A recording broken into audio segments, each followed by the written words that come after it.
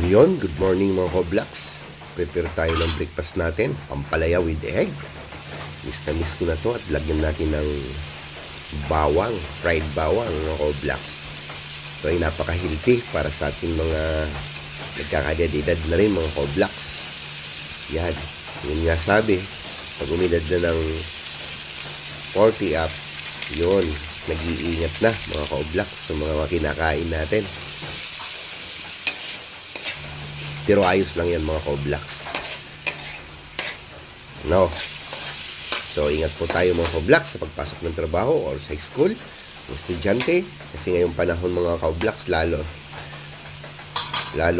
mga lumalakas ang mga ulan mga Hoblax kasi may no-pressure daw tayo mga Pilipino. Dito sa Pilipinas mga Hoblax. So, see you next vlog.